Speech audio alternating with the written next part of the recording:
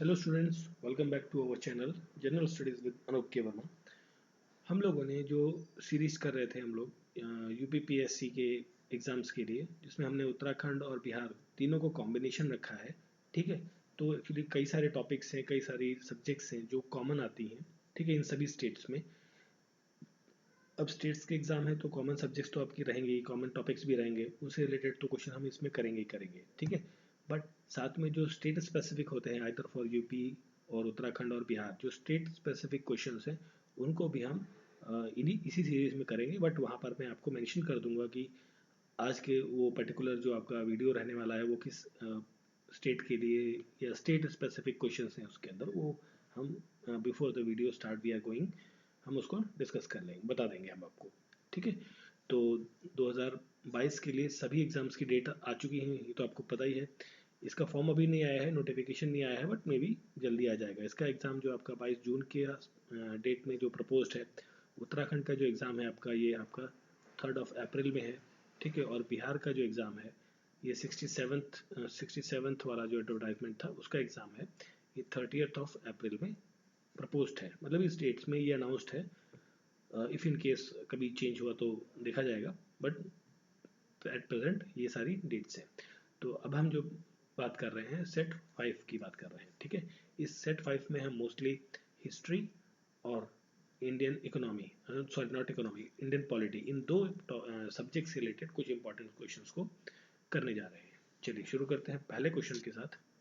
तो देखिए सबसे पहला क्वेश्चन है, चलिए देखिए सबसे पहला क्वेश्चन है हमारा, इसमें पूछा गया है the federal system of India, जो इंडिया का फेडरल सिस्टम है और यूएसए का जो फेडरल सिस्टम है, are different in all of the following respect. सब मोस्टली कई सारी चीज़ों में इंडिया का जो सिस्टम है फेडरल सिस्टम और इंडिया यूएसए का फेडरल सिस्टम है वो सिमिलर है, बट इसमें पूछी कौन सी एक्सेप्शन है।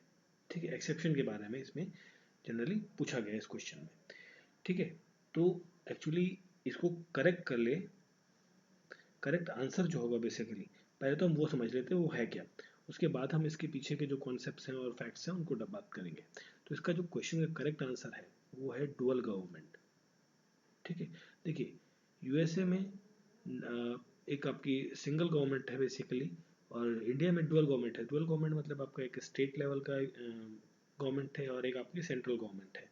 तो ये क्वेश्चन में ये बेसिक डिफरेंस आता है डुअल गवर्नमेंट का। ठीक है, और ठीक है, अब देखिए ये तो एक डिफरेंस आ गया गवर्नमेंट के पॉइंट ऑफ व्यू से। वहीं अगर ये तो हम बात कर रहे हैं इंडिया में, ठीक है, तो डुअल गवर्नमेंट सिस्टम इंडिया के अंदर बात करें तो इंडिया में क्या है आपका, एक है सेंट्रल गवर्नमेंट, दूसरी है आपकी state government. If in case हम बात कर रहे हैं यूएसए के अंदर, तो यूएसए देखिए बहुत सारे देशों, छोटे छोटे देशों को मिलाकर वो बना है यूनाइटेड स्टेट ऑफ अमेरिका। ठीक है, तो एक तो यूनाइटेड स्टेट ऑफ अमेरिका की गवर्नमेंट है जिसके प्रेसिडेंट कौन है, जो बाइडन। जो बाइडन, ठीक है, और वहाँ के जितने भी स्टेट्स हैं, basically states in the sense की जो कंट्रीज हैं जिनको कॉम्बिनेशन में बना के ये देश बना है, ठीक है, उन स्टेट्स की सेपरेट गवर्नमेंट है, सेपरेट गवर्नर है। ठीक है, उनका भी काम एक सेपरेट है, मतलब यहाँ पर भी डुअल गवर्नमेंट की सिस्टम फॉलो अप होती है यूएसए और इंडिया के अंदर। तो दोनों में जो है सेम, एक्चुअली इस क्वेश्चन में पूछा गया था कि, पूछना ये चाह रहा था, तो ट्रिकी क्वेश्चन है थोड़ा सा, इसमें पूछना ये चाह रहा था कि जो आपका इंडिया और यूएसए के जो फेडरल सिस्टम है इसमें वो कौन सी चीज़ है इन ऑप्शंस में से कि जो सिमिलर है, बाकी क्या है डिफरेंट है। देखिए इंडिया में डुअल सिस्टम नहीं है, डुअल सिटीजनशिप। ऐसा नहीं कि आप केंद्र के सिटीजन अलग हैं और स्टेट के सिटीजन अलग हैं, ये सिस्टम कहाँ पर है, यूएसए के अंदर। Dual system of courts separate from each other, ये भी आपका कहाँ यूएसए के अंदर देखने को मिलता है, ऐसा इंडिया के अंदर नहीं है। इंडिया के अंदर के इंटीग्रेटेड सिस्टम है। ठीक है, state equal representation in the upper house. देखिए अभी यूएसए के अंदर जितने भी स्टेट्स हैं, मतलब जितने भी देश हैं, जितने राज्य हैं, जो भी हैं, तो उनके हर स्टेट में मतलब 2 लोग सेलेक्ट होते हैं अपर हाउस के लिए, irrespective of their population. But India में ऐसा नहीं होता। इंडिया में क्या है, जो अपर हाउस है वो डिपेंड करता है कि कितने नंबर ऑफ पेपर्स या कितने नंबर ऑफ पॉपुलेशन पर हम बात करते हैं। अगर जो हम बात कर रहे हैं जैसे अपर हाउस की इन टर्म्स ऑफ इंडिया में, तो इंडिया के अंदर जो सबसे ज़्यादा हाईएस्ट अपर हाउस या राज्यसभा जिसे हम कहते हैं राज्यसभा, ठीक है, तो उसके अंदर जो इंडिया में सबसे ज़्यादा नंबर ऑफ सीट्स हैं वो कहाँ के हैं, 31 सीट्स है उत्तर प्रदेश के लिए अलॉटेड है। ठीक है। तो 31 सीटें जो है उत्तर प्रदेश जाती है, क्योंकि देखिए उत्तर प्रदेश में पॉपुलेशन जो है वो अप्रॉक्सीमेटली 22-25 करोड़ के आसपास में, 25 करोड़, 22 से 25 करोड़ के आसपास की जो पॉपुलेशन है वो इकलौते उत्तर प्रदेश की है। ठीक है। तो यहाँ पर क्या है, पॉपुलेशन के बेसिस पे, बट जो यूएसए में है, यूएसए में पॉपुलेशन बेसिस पे नहीं होता है, नंबर ऑफ स्टेट्स पे। मतलब 10 स्टेट है तो हर स्टेट के कितने हो गए, 20 लोग। मतलब एक स्टेट से 2 लोग तो उस तरीके से 10 स्टेट्स के 20 लोग हो गए। तो नंबर ऑफ पीपल्स का रिप्रेजेंटेशन वो भी चूज करने का डिफरेंट है दोनों में। ठीक है। तो जो एक कॉमन चीज़ है दोनों स्टेट्स के अंदर, इन द, हम स्टेट्स की बात कर रहे हैं तो स्टेट का मतलब कंट्री के बारे में बात कर रहे हैं। तो इंडिया और यूएसए में जो कॉमन चीज़ है वो क्या है, डुअल गवर्नमेंटशिप के बारे में बात है। ठीक है। तो क्वेश्चन करेक्ट आंसर है इसका option number D, dual government. ठीक है। अगर जो, चलिए अभी हम बात कर रहे हैं इंडिया और यूएसए के बारे में बात ही कर रहे हैं, तो कुछ और इंपॉर्टेंट फैक्ट्स को भी हम डिस्कस कर लेते हैं। ठीक है। फीचर्स के बारे में हम बात कर लेते हैं। देखिए क्वेश्चन का करेक्ट आंसर तो ये हो गया। अगर जो हम बात करें फीचर्स की, ठीक है, तो फीचर्स में इंडिया का जो कॉन्स्टिट्यूशन है, कॉन्स्टिट्यूशन के बारे में बात करें, इंडिया का जो कॉन्स्टिट्यूशन है वो क्या है आपका, not very rigid nor very humble, मतलब बहुत ज़्यादा रिजिड नहीं है, बहुत ज़्यादा फ्लेक्सिबल भी नहीं है। ठीक है। उसको आप अमेंड कर सकते हो विद डिफरेंट डिफरेंट प्रोसीजर के थ्रू। ठीक है। और वहीं यूएसए का जो आपका कॉन्स्टिट्यूशन है वो क्या है, काफ़ी ज़्यादा रिजिड है, उसे चेंज करना बहुत ज़्यादा मुश्किल है, उसको चेंज नहीं किया जा सकता। हालांकि जब ये कॉन्स्टिट्यूशन बना था, ठीक है, उसके कुछ ही सालों में, ठीक है, वो 10 बार अमेंड हुआ। और अभी तक की हम बात करें तो अभी तक लगभग वो 27 बार सिर्फ अमेंड हुआ है। और हमारा भारतीय संविधान 104 बार अमेंड हो चुका है। ठीक है। इन पिछले 70 सालों में, 70-75 सालों में, ठीक है, 70 सालों में बेसिकली जो है 104 बार अमेंड हो चुका है। और ये पिछले 200 साल के इतिहास में, 150-200 साल के इतिहास में सिर्फ 27 बार अमेंड हुआ है। इंडिया में पार्लियामेंट्री फॉर्म ऑफ गवर्नमेंट है, यूएसए में प्रेसिडेंशियल फॉर्म ऑफ गवर्नमेंट है। ये दोनों डिफरेंस है यूएसए और इंडिया के, हम कंपैरिजन कर रहे हैं बेसिकली। ये भी कई बार पूछा जाता है कि कंपैरेटिव स्टडी दोनों के बारे में, या मैच ऑफ द फॉलोइंग में आता है। ठीक है। फिर अगर जो हम बात करें रिप्रेजेंटेशन ऑफ अपर हाउसेस के अंदर, इंडिया के अंदर, तो ये करता है डिफर स्टेट टू स्टेट। मैं देखिए उत्तर प्रदेश के अंदर 31 है, दिल्ली के अंदर 2 ही लोग हैं, है ना। तो पॉपुलेशन और स्टेट टू स्टेट यही डिफर करता है। यहाँ पर क्या है, इक्वल रिप्रेजेंटेशन। अगर जो पॉपुलेशन 10 लाख है या 10 करोड़ है, कोई मैटर नहीं, जो रिप्रेजेंटेशन है वो 2 का ही रहेगा। ठीक है। और जुडिशरी सिस्टम जो है यहाँ पर डुअल जुडिशरी सिस्टम है, कहाँ पर, इंडिया के अंदर। और यहाँ पर फेडरल सिस्टम ऑफ कोर्ट्स है। सिटीजनशिप की बात करें इंडिया के अंदर तो यहाँ पर सिंगल सिटीजनशिप है, और यहाँ पर डुअल मतलब आप पूरे यूनाइटेड स्टेट्स ऑफ अमेरिका के भी सिटीजन है और उस पर्टिकुलर स्टेट्स के भी सिटीजन है। ठीक है। और एक कॉमन चीज़ दोनों जगह क्या है, डुअल गवर्नमेंट है, डुअल गवर्नमेंट देखने को मिलती है, जो क्वेश्चन का करेक्ट आंसर था आपका। ठीक है। तो कई सारी चीज़ें हो गई, ये चीज़ें आपको समझ में आ गई। देखिए कॉन्सेप्ट थोड़ा सा, क्वेश्चन थोड़ा सा ट्रिकी था, इसलिए थोड़ा सा कन्फ्यूजन हुआ इनिशियली, बट हमने उसको शट आउट कर लिया। ठीक है। चलिए फिर हम आगे बढ़ते हैं। चलिए यहाँ देखिए, नेक्स्ट क्वेश्चन है, who among the following is discovered Mohenjodaro. देखिए मोहनजोदाड़ो ये क्या है, आपकी आईवीसी की साइट है, इंडस वैली सिविलाइजेशन की ये साइट है, जिसकी खोज किसने करी थी, आर डी बैनर्जी ने। खोज मतलब बेसिकली इसको एक्सकेवेट किया था आर डी बैनर्जी ने। ठीक है। आर डी बैनर्जी, क्वेश्चन का करेक्ट आंसर है आर डी बैनर्जी। कब किया था, 1922 के अंदर। ठीक है। और एक और नाम काफ़ी ज़्यादा इंपॉर्टेंट है, दयाराम साहनी का, दयाराम साहनी। ठीक है। और इन्होंने किसकी साइट खोजी थी, एक्सकेवेट की थी, वो थी आपकी हड़प्पा की साइट, हड़प्पा साइट। ठीक है। और ये कब किया था, 1921 के अंदर। ठीक है। तो ये दोनों नाम काफ़ी इंपॉर्टेंट है, इनका ईयर भी काफ़ी इंपॉर्टेंट है। ठीक है। तो क्वेश्चन का correct answer R D Banerjee. अब देखिए इसमें कुछ और चीज़ें हैं, जो नाम है उनको भी हम समझ लेते हैं। जो आर्कीबोल्ट कैरलेगी है, कैरलेई, ठीक है, ये जो नाम है आर्कीबोल्ट कैरलेई, ये जो है इन्होंने एक्चुअली फाइंडिंग की थी किसकी, जो आपकी रॉक पेंटिंग है, rock painting structures, rock paintings, जो रॉक पेंटिंग आपको देखने को मिली है, रॉक के ऊपर जो पेंटिंग्स आपको एक्सकेवेशन में या कई सारी केव्स में देखने को मिली है, वो इन्होंने ही फाइंड की थी। ठीक है। और ये कब की थी इन्होंने, ये की थी 1867 टू 69 के बीच में। ठीक है।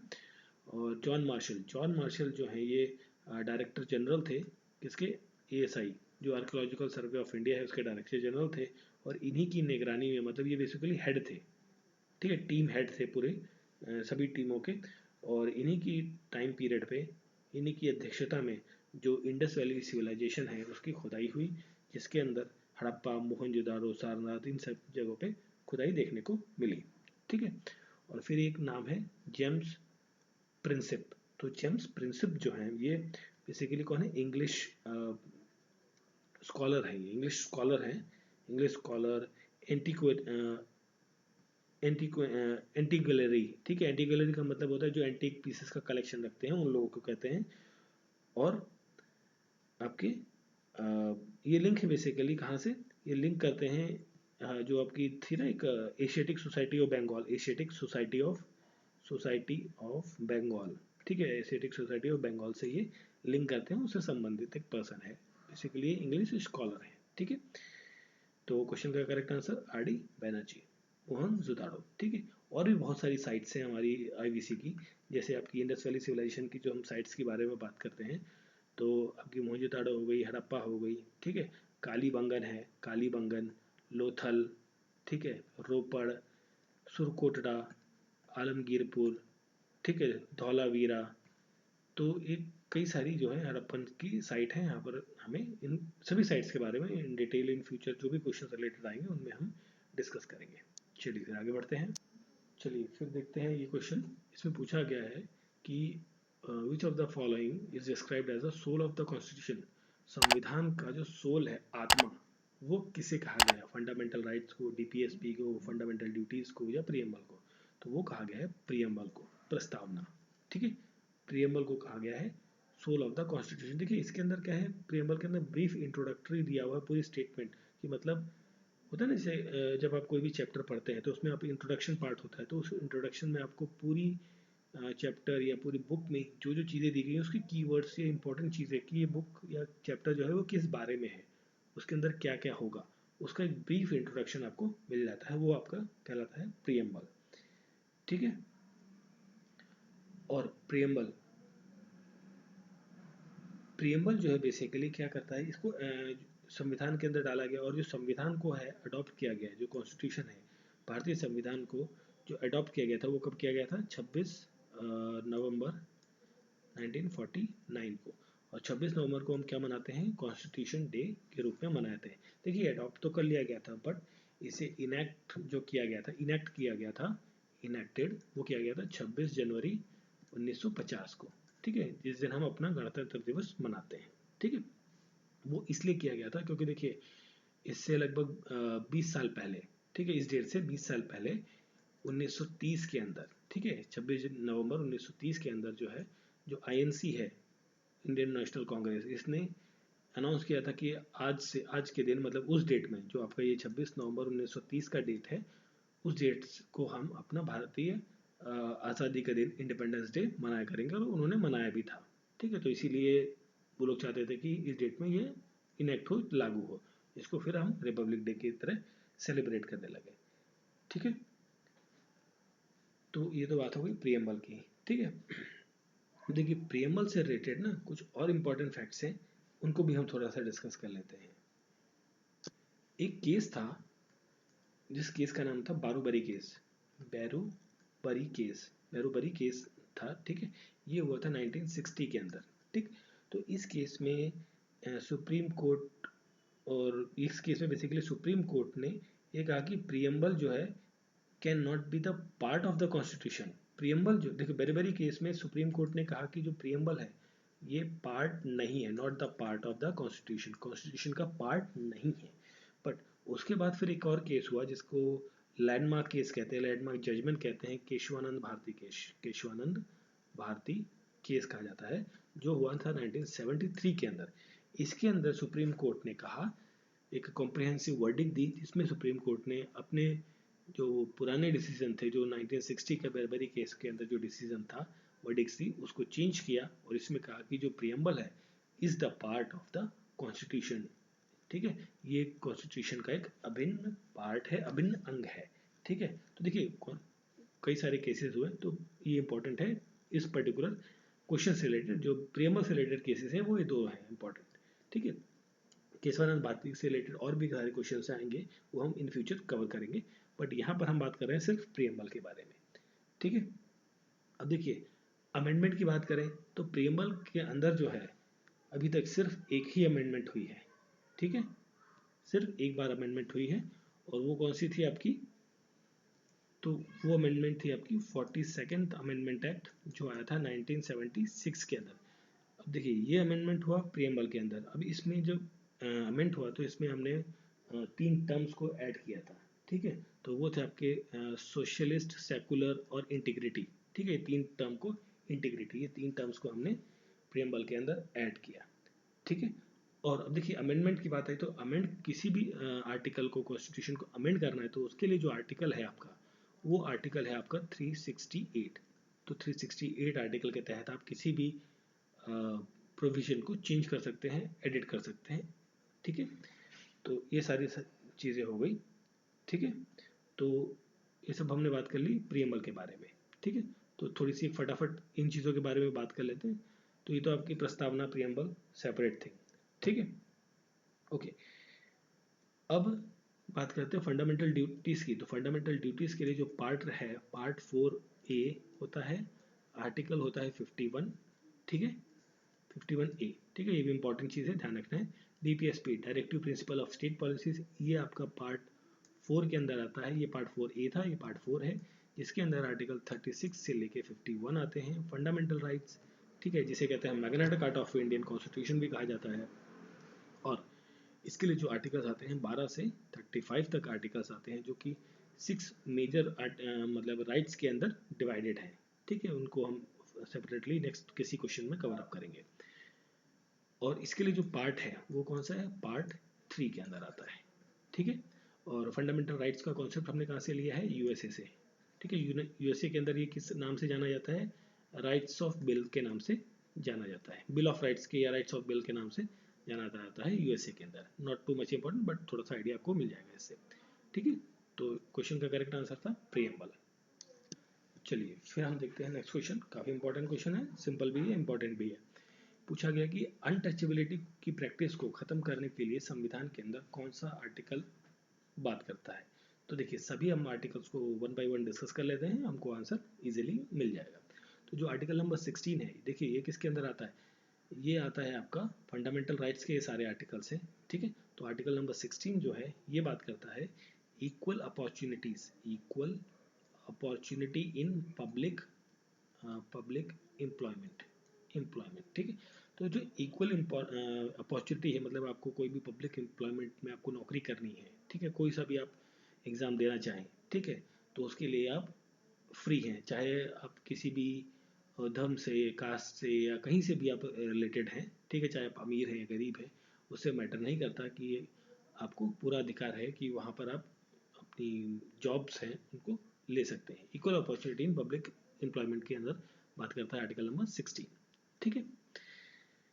जो आर्टिकल 17 है ये आपके बारे में बात करता है अनटचेबिलिटी को रिजॉल्व करना, मतलब अबॉलिश कर दिया गया है, अबॉलिश की, ठीक है, छुआछूत अनटचेबिलिटी को अबॉलिश कर दिया गया है इस आर्टिकल नंबर 17 के तहत, ठीक है। तो क्वेश्चन का करेक्ट आंसर क्या हो गया आपका, option number B, 17 number article जो है वो अनटचेबिलिटी के बारे में बात करती है। कि अनटचेबिलिटी छुआछूत हो गया, मीन्स जैसे आप किसी को डिस्क्रिमिनेट नहीं कर सकते, ठीक है। तो डिस्क्रिमिनेशन के लिए जो आर्टिकल आता है आपका, डिस्क्रिमिनेशन के लिए, भेदभाव के लिए, वो होता है आर्टिकल नंबर 15, ठीक है। तो ये उसी का एक थोड़ा सा पार्ट है कि, है ना, अनटचेबिलिटी। फिर आर्टिकल नंबर 18 जो है ये बात करता है abolition of title, abolition of title के बारे में, ठीक है। मतलब जो आज़ादी से पहले जो टाइटल्स थे, नवाब, राजा साहेब, ज़मींदार, ठीक है, इस तरह के जो टाइटल्स दिए जाते थे वो क्या है, ख़त्म कर दिए गए। तो इसके अंदर भी कई सारे प्रोविजंस हैं, ठीक है। तो एक्सेप्ट, इसमें एक्सेप्शंस भी हैं। एक्सेप्शन कौन सी, कि जो आपका मिलिट्री टाइटल है, जैसे मेजर जनरल हो गया, ब्रिगेडियर हो गया, कर्नल हो गया, या फिर जो एकेडमिक टाइटल्स हैं, जैसे आपका डॉक्टर है, या कुछ लोग इंजीनियर्स भी लगाते हैं, ठीक। तो इस तरीके के जो टाइटल्स हैं इनको छूट दी गई है, ये लगा सकते हैं, बट ये वाले जो आपके नवाब, राजा, इस तरीके के जो टाइटल्स हैं वो नहीं लगा सकते, ठीक है। आर्टिकल 19, आर्टिकल 19 आपके बात करता है protection in respect of conviction for offence, ठीक है। अगर जो आपने कोई क्राइम किया है तो उसके अगेंस्ट आप मतलब एक प्रोटेक्शन आप ले सकते हैं, मतलब जिसे कहते हैं ना जमानत, हिंदी में जमानत, है ना। तो जमानत वाला जो पार्ट है वो इसमें आता है आर्टिकल नंबर 19 में, ठीक है। तो क्वेश्चन का करेक्ट आंसर है article number 17। These are all the fundamental rights. चलिए फिर हम देखते हैं next question. Recently the Supreme Court observe, recently Supreme Court ने ये ऑब्जर्व किया कि the people not wearing mask. देखिए ये क्वेश्चन थोड़ा सा करंट अफेयर से रिलेटेड कुछ बना दिया गया है ना, मॉडिफाई करके, कि जो सुप्रीम कोर्ट है उसने ये ऑब्जर्व किया कि जो लोग मास्क नहीं पहन रहे, क्योंकि देखिए अभी मास्क की बात आई है तो मतलब देखिए कोविड-19 का टाइम चल रहा है, कोरोना टाइम चल रहा है, ठीक है। तो जो लोग मास्क नहीं पहनते हैं पब्लिक प्लेसेस में, वो वॉयलेट करते हैं, मतलब किस चीज़ का उल्लंघन करते हैं फंडामेंटल राइट्स के अंदर, टू कम द अदर, तो दूसरों के किस मौलिक अधिकार का हनन करते हैं जो लोग मास्क नहीं पहन रहे। मतलब देखिए मान लीजिए मैंने, कोई पर्सन ए है, इसने मास्क नहीं पहना, तो उसने बी के कौन से अधिकार का, फंडामेंटल राइट का, मौलिक अधिकार का हनन कर दिया इसने मास्क ना पहनने से, ठीक। तो चलिए अब इसके बारे में हम बात करें। तो जो आर्टिकल नंबर 19 है, ये भी हमने पिछले क्वेश्चन में भी डिस्कस किया था। ये क्या था आपका, प्रोटेक्शन अगेंस्ट कन्विक्शन के उसमें आता है। 20 नंबर भी आर्टिकल उसी से रिलेटेड है। तो जो 21 नंबर है, 21 नंबर का जो आर्टिकल है ये आता है आपका right of life, right of life and personal liberty, ठीक है। मतलब जीने का अधिकार और निजता का अधिकार, जो पर्सनल लिबर्टी होती है ना, निजता का अधिकार, वो आता है इसके अंदर। और 16 नंबर आर्टिकल अभी हमने बात करी पिछले क्वेश्चन में, ठीक है। तो इस क्वेश्चन में यही पूछा गया था कि जो फंडामेंटल राइट है कौन सा वायलेट करेगा, राइट ऑफ लाइफ। तो क्वेश्चन का करेक्ट आंसर है option number C, article number 21।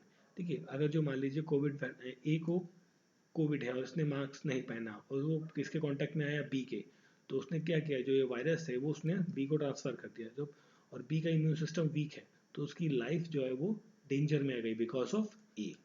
इसने मास्क पहना है बट फिर भी इसके पास वायरस जो है अटैक किया, ये बीमार हो गया, इन्फेक्टेड हो गया, तो रिस्पॉन्सिबल कौन है, इनडायरेक्टली ए, ठीक है। तो इसने क्या है, इसके राइट ऑफ लाइफ का जो है उल्लंघन किया है, ठीक है। तो क्वेश्चन का correct answer option number C. अब देखिए एक और इम्पॉर्टेंट चीज़ है कि जब नेशनल इमरजेंसी लगती है, ठीक है, इमरजेंसी लगी, तो उस टाइम पर जो आर्टिकल नंबर 21 है, 21 नंबर आर्टिकल, ये सस्पेंड नहीं होता है, सस्पेंड नहीं होता है। बाकी जितने भी फंडामेंटल आर्टिकल्स हैं, सॉरी फंडामेंटल राइट्स हैं, वो सारे क्या हैं, सस्पेंड हो सकते हैं in case of national emergency, but 20 number 1 article जो है वो सस्पेंड नहीं होता, ख़त्म नहीं होता है, ठीक है। फिर देखते हैं नेक्स्ट क्वेश्चन।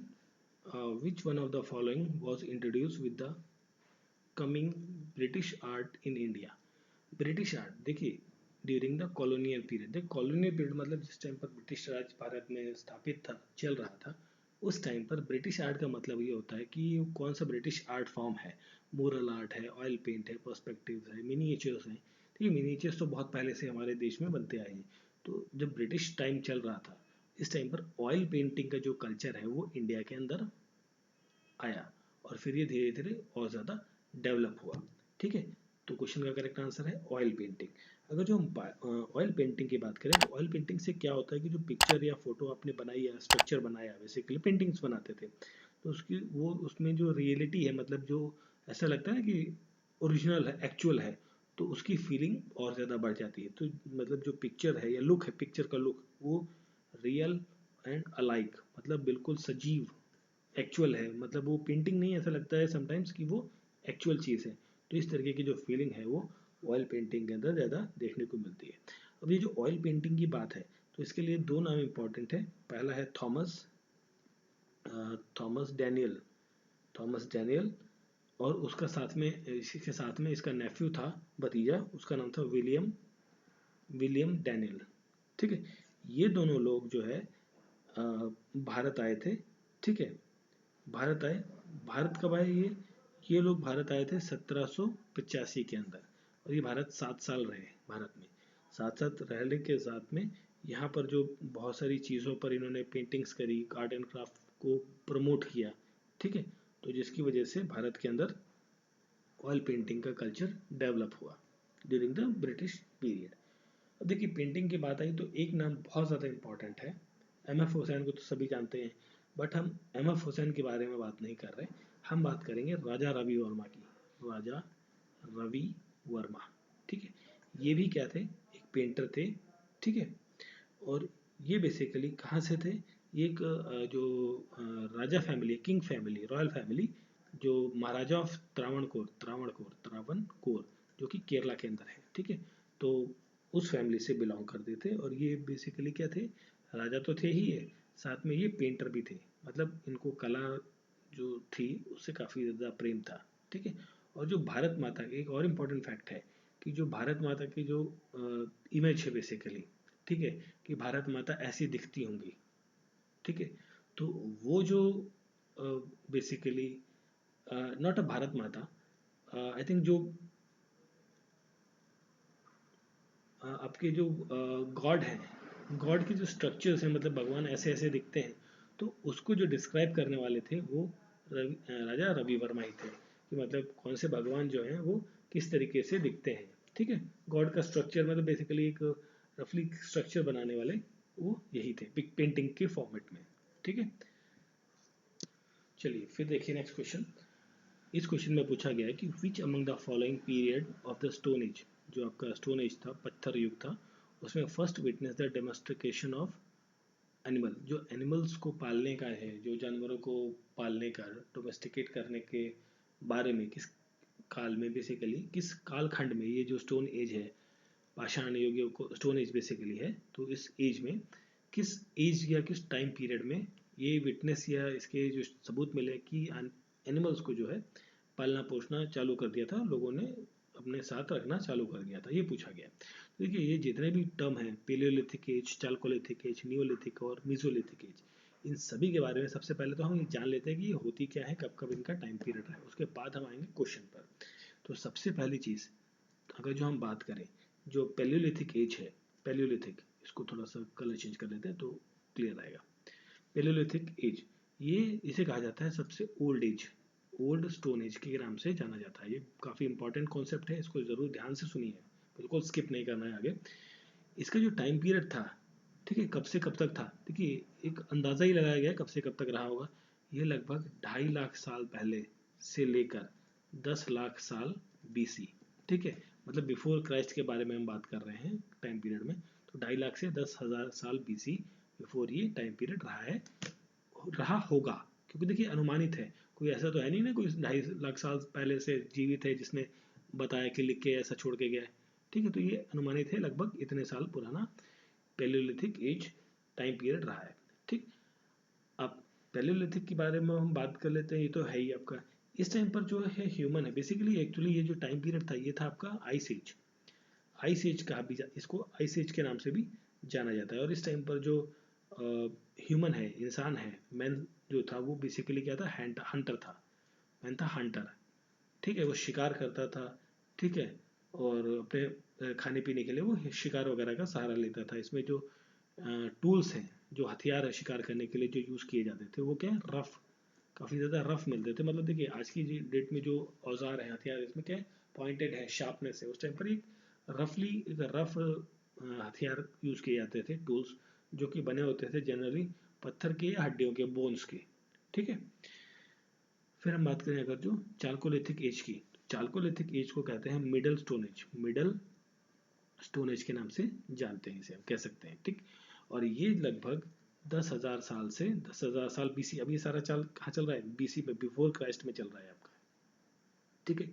10,000 से लेके 4,000 साल बीसी, 4000 बीसी के बीच का जो टाइम पीरियड है वो कहलाता है चाल्कोलिथिक एज, ठीक है। अब चाल्कोलिथिक एज की बात करें रहे हैं हम, ठीक है। तो इस चाल्कोलिथिक एज में भी ऑलमोस्ट सिमिलर कंडीशन ही चल रही थी जो उस टाइम के लोग हुआ करते थे। फिर हम बात करें नियोलिथिक एज की, तो इसे कहा जाता है new stone age, new stone age. और इसका जो टाइम पीरियड की हम बात करें तो ये लगभग अप्रोक्सीमेटली कहा जाता है कि 7,000 साल या फिर 4,000 साल बीसी, बिफोर क्राइस्ट से लेके 1,000 साल बीसी के बीच का जो टाइम पीरियड था वो था आपका क्या है, नियोलिथिक, ठीक है, नियोलिथिक पार्ट है आपका, ठीक है। तो नियोलिथिक की अगर जो हम साइट की बात करें तो इम्पोर्टेंट साइट जो है नियोलिथिक कल्चर की, ठीक है, वो है मेहरगढ़। जो मेहरगढ़ एक साइट है आपकी, वो किस कल्चर के बारे में बात करती है, नियोलिथिक है, और ये बहरगढ़ कहाँ है, बलूचिस्तान के अंदर है। और इस टाइम पर जो है बेसिकली डोमेस्टिकेशन ऑफ एनिमल जो है वो बहुत ज़्यादा हो चुका था। जो एनिमल डोमेस्टिकेशन की हम बात कर रहे थे ना, क्वेश्चन में था डोमेस्टिकेशन ऑफ एनिमल, ये बहुत ज़्यादा वाइड स्प्रेड हो गया था, बहुत ज़्यादा फैल गया था, ठीक है, स्प्रेड हो गया था। तो देखिए ये तो हो सकता है आंसर आपका क्वेश्चन का, क्योंकि इस टाइम पर क्या बहुत ज़्यादा फैल चुका था, ठीक। और इस टाइम पर हमें जो टूल्स देखने को मिले हैं वो क्या है, काफ़ी ज़्यादा नुकीले शार्प एज्ड टूल्स देखने को मिले हैं, ठीक है।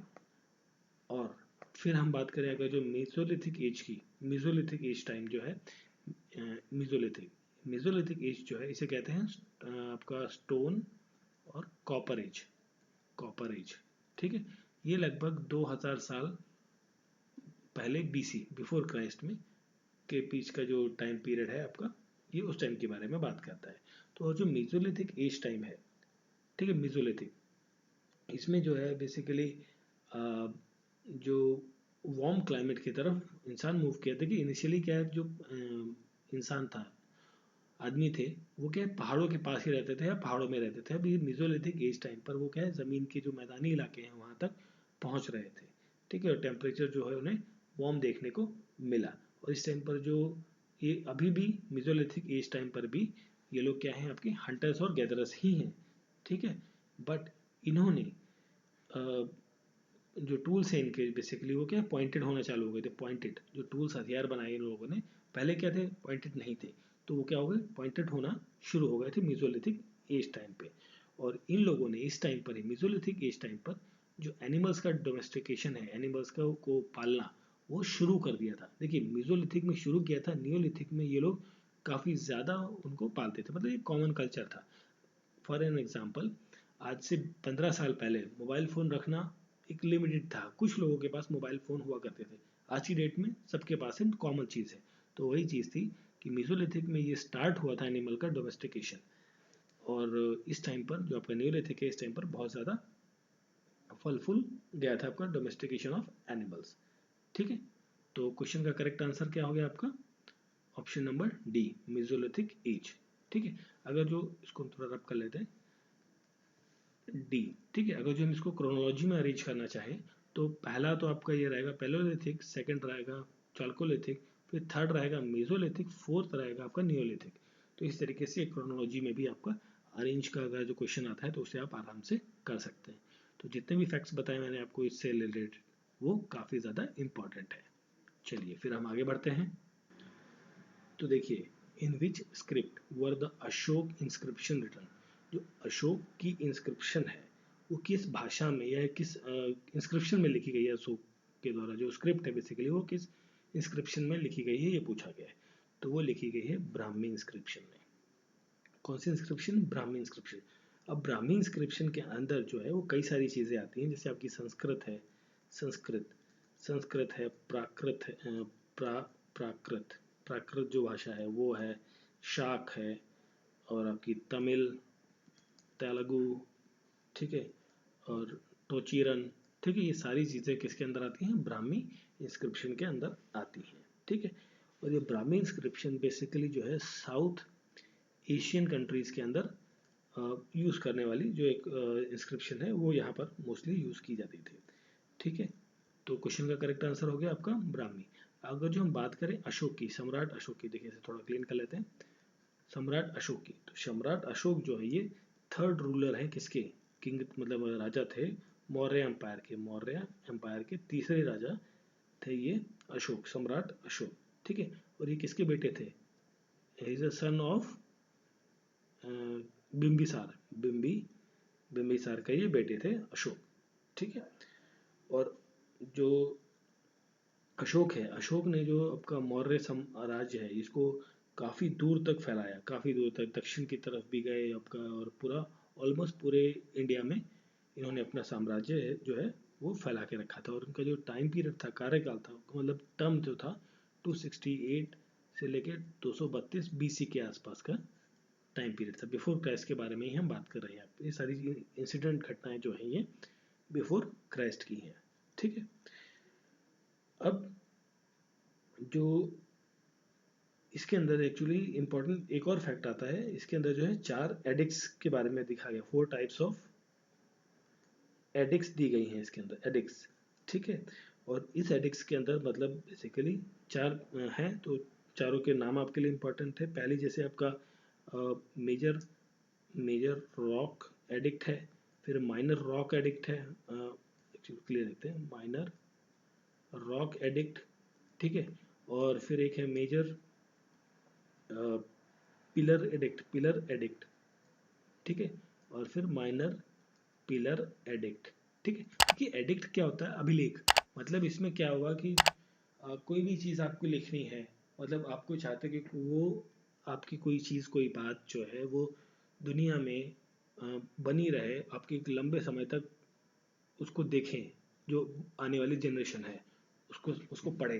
तो क्या किया जाता था उस टाइम पर, देखिए पेपर वगैरह तो होते नहीं थे, तो उस टाइम पर क्या है, जो भी पत्थर वगैरह होते थे, पत्थर या जो आपकी इमारतें हैं, बिल्डिंग्स हैं, स्ट्रक्चर्स हैं, उन पर वो लोग गुदवाया करते थे, लिखवाया करते थे, ठीक है।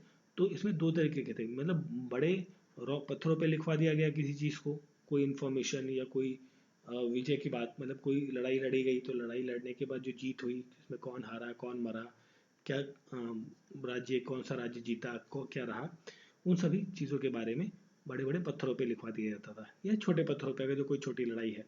उसी तरीके से पिलर्स पर भी, जो महरौली पिलर है उसमें भी कई सारी चीज़ें हैं, ये आपका इलाहाबाद पिलर है, ठीक है, इलाहाबाद इंस्क्रिप्शन, प्रयाग प्रशस्ति, ये सारी चीज़ें जो है एडिक्ट्स के अंदर आती हैं, ठीक है। इन 4 एडिक्ट्स के अलावा एक और एडिक्ट है जो कालिंगा रीजन के अंदर देखने को मिलता है। कौन से रीजन के अंदर, कालिंगा रीजन के अंदर, ठीक है, कालिंगा रीजन के अंदर ये देखने को मिलता है, ठीक। और ये कालिंगा रीजन के अंदर जो एडिक्ट है वो कौन सी है, रॉक एडिक्ट है, रॉक एडिक्ट। तो क्वेश्चन का करेक्ट आंसर क्या है आपका, ब्राह्मी। तो ये कई सारी चीज़ें थी, थोड़ी सी कंफ्यूजिंग हो सकती है बट इंपॉर्टेंट है, याद रखनी है आपको। चलिए फिर देखते हैं नेक्स्ट क्वेश्चन। इन जैनिज्म, जैनिज्म जो धर्म है, जैन धर्म जो है, उसके अंदर 3 रत्न, 3 रत्न या फिर 3 रत्न या त्रिरत्न के नाम से जाना जाता है, आर गिवन, 3 रत्न दिए गए हैं, ठीक है। और वो 3 रत्न they are called the way of nirvana, मतलब निर्वाण का मतलब हो गया मोक्ष प्राप्त करने के वो 3 तरीके हैं, ठीक है। तो ये पूछा गया है कि वो 3 तरीके कौन से हैं, ठीक है। तो वो 3 तरीके हैं, आपका करेक्ट आंसर है, इसका पहले हम आंसर ही देख लेते हैं। वो है आपका, आई थिंक यहाँ ये रहा, right faith, right knowledge and right conduct, ठीक है। ये 3 वो मार्ग हैं जिनके तहत कोई व्यक्ति अगर जो फॉलो करता है तो वो निर्वाण या फिर मोक्ष की प्राप्ति कर सकता है, ठीक है। अब ये 3 रत्न जो है बेसिकली ओरिजिनली, ये तो हमने इंग्लिश टर्म में बात करी, ओरिजिनली जो इनका नाम है वो है आपका सम्यक, सम्यक दर्शन, दर्शन कहा जाता है राइट फेथ को, राइट नॉलेज को कहते हैं सम्यक, सम्यक ज्ञान, सम्यक ज्ञान कहा जाता है राइट नॉलेज को, और राइट कंडक्ट को कहते हैं सम्यक चरित्र, सम्यक चरित्र, ठीक है। कंडक्ट मतलब बिहेवियर ऑफ अ पर्सन के बारे में बात करता है कि आपको कैसा बिहेवियर रखना है, ठीक है। तो ये है आपके वो 3 रत्न जिनसे मोक्ष की प्राप्ति या निर्वाण की प्राप्ति होती है, ठीक है। अब देखिए, अब हम बात कर रहे हैं जैनिज्म के बारे में। तो जैनिज्म के अंदर एक कल्पा सूत्र नाम है, कल्पा सूत्र, ठीक है। कल्पा सूत्र जो है ये जैन टेक्स्ट है, बेसिकली क्या है ये, जैन टेक्स्ट। जैसे आपने महाभारत, रामायण, गीता, ये सब पुराण, ये सब चीज़ें पढ़ी हैं, सुनी है, इनके बारे में जानते हैं। तो उसी तरीके से जो जैन धर्म की जो बुक है, जिसे होली बुक कहते हैं, वो है कल्पा सूत्र, ठीक है। और इस कल्पा सूत्र में एक्चुअली बेसिकली ये किसकी बायोग्राफी है, ये बायोग्राफी या फिर उनके द्वारा दिए गए उपदेशों की एक पुस्तक है, कंपाइलिंग बुक है। और ये बेसिकली अगर जो हम बात करें बायोग्राफी है किसकी, पार्श्वनाथ, पार्श्व, जस्ट मिनट इसे थोड़ा क्लीन कर दें नीचे, बायोग्राफी है कौन सी, कल्पा सूत्र, ठीक है। कल्पा सूत्र ये बायोग्राफी है आपकी पार्श्वनाथ, पार्श्वनाथ और महावीर की, जो भगवान महावीर हैं उनकी, ठीक है। तो उनकी ये इन दोनों की कॉम्बिनेशन ऑफ द थॉट्स की एक बुक है ये कल्पसूत्र, ठीक है। और ये जो बुक है ये लिखी गई थी किसके द्वारा? भद्रबाहु के द्वारा। भद्र बाहु, इंपॉर्टेंट नाम है, भद्रबाहु के द्वारा कल्पसूत्र जो नामक पुस्तक है वो लिखी गई, ठीक है। अब देखिए इसमें 3 इंपॉर्टेंट नाम और हैं। पहला है फर्स्ट तीर्थंकर कौन थे, जैन धर्म में पहले तीर्थंकर कौन थे? वो थे ऋषभ देव। ऋषभ देव, या फिर इन्हें कहा जाता है ऋषभनाथ, ऋषभ नाथ के नाम से भी जानते हैं इन्हें, और आदिनाथ, हाँ आदिनाथ के नाम से भी जाना जाता है, आदिनाथ के नाम से, ठीक है। तो ऋषभ देव, ऋषभ नाथ या आदिनाथ, ये थे पहले तीर्थंकर, first monk in the Jainism, ठीक है। फिर हम बात करें सेकंड नाम की, वो भी काफी इंपॉर्टेंट है, जिसका हमने अभी बात करी थी, पार्श्वनाथ, ठीक है। पार्श्वनाथ ये जो हैं 23rd नंबर के 23वें जैन मॉन्क थे, ठीक है। जैन मॉन्क थे 23वें नंबर पे, 23rd। और जो अंतिम जैन धर्म को फॉलो करने वाले या जैन के जो मॉन्क थे वो थे 24वें नंबर के, वो थे भगवान महावीर, गॉड महावीर, ये थे 24वें नंबर के, ठीक है। और इन्हें कहा जाता है, जो महावीर भगवान है, जो महावीर जैन है, इन्हीं को कहा जाता है true founder of Jainism. Jain धर्म के जो ट्रू फाउंडर है वो कौन है? भगवान महावीर, ठीक है। तो ये कुछ इंपॉर्टेंट फैक्ट्स थे आपके जैनिज्म से रिलेटेड, ठीक है। चलिए फिर आगे बढ़ते हैं। देखिए पूछा गया है कि Allahabad pillar inscription gives the detail account of the which of the following king.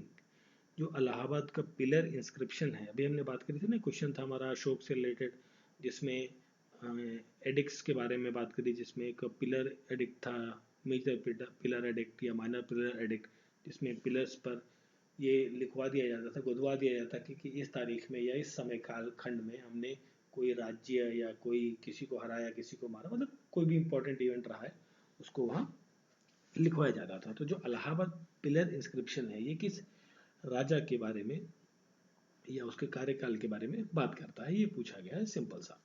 तो वो है समुद्रगुप्त के बारे में, ठीक है। इलाहाबाद पिलर का जो इंस्क्रिप्शन है ये किससे संबंधित है? समुद्रगुप्त से। और समुद्रगुप्त के दरबार के अंदर एक कोर्ट पोएट थे, राजकवि थे, जिनका नाम था हरिसेन। हरिसेन, ठीक है।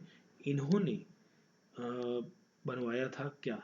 Ashok pillar, sorry Allahabad pillar, या फिर और एक नाम है प्रयाग प्रशस्ति, प्रशस्ति, ठीक है। ये दोनों चीजें, इलाहाबाद पिलर और प्रयाग प्रशस्ति किसने बनाया था? हरिसेन। और हरिसेन कौन है?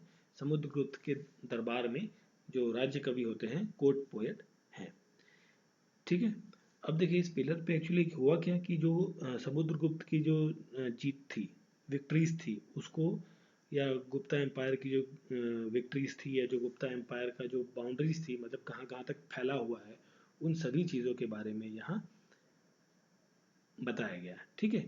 और ये जो आपका देखिए इलाहाबाद पिलर तो आपका इलाहाबाद के अंदर है, ये जो प्रयाग प्रशस्ति है ये कहाँ पर है? कौशाम्बी के अंदर। कौशाम्बी आपका इलाहाबाद के पास में ये एक जगह है, कौशाम्बी, ठीक है। अब इस इंस्क्रिप्शन के अकॉर्डिंग, ये जो इंस्क्रिप्शन इलाहाबाद पिलर पे लिखा हुआ है, उसके अकॉर्डिंग जो समुद्रगुप्त है, समुद्रगुप्त ने 9 राजा, जो नॉर्थ के अंदर 9 राजाओं को हराया था, और दक्षिण के अंदर 12 राजाओं को, 12 किंग्स, 12 किंग को, 12 राजाओं को कहाँ पर हराया था? साउथ के अंदर, ठीक है। तो इन सभी चीज़ों के बारे में आपके इलाहाबाद पिलर पर अंकित है, लिखा हुआ है, ठीक है। तो क्वेश्चन का करेक्ट आंसर है ऑप्शन नंबर सी, ठीक। तो ये थे हमारा जो पार्ट था हमारा ये वाला, सभी एग्जाम जो आपका यूपी, उत्तराखंड और आपका बिहार, इन तीनों के लिए जो कॉम्बिनेशन ऑफ क्वेश्चंस को हम कर रहे हैं, सेपरेट क्वेश्चंस भी हम करेंगे जो स्टेट स्पेसिफिक होंगे, उनके लिए मैं आपको अनाउंस कर दूंगा, बता दूंगा, लिख दूंगा उसमें पीपीटी में। बट ये कॉम्बिनेशन था सभी एग्जाम्स के लिए, इस तरीके के क्वेश्चन आपको यूपीएससी के अंदर भी देखने को मिल सकते हैं, ठीक है। तो ध्यान से पढ़ते रहिए, सुनते रहिए, और नोट्स भी बना लीजिए। अगर जितना ज़्यादा आप रिपीटेशन सुनेंगे उतना ज़्यादा आपको वो चीज़ें याद होंगी, ठीक है, तो आपके लिए बस वही एक छोटा सा काम, लाइक, सब्सक्राइब और बेल आइकन प्रेस करना है, और अपने दोस्तों को, कलीग्स को, या फिर अपने जूनियर्स को, या जो भी लोग प्रिपरेशन कर रहे हैं basically either for state PCS, UPSC और any of the other exam, ये क्वेश्चंस जो हैं वो किसी भी एग्जाम्स के लिए इंपॉर्टेंट है, तो उनको फॉरवर्ड कर सकते हैं।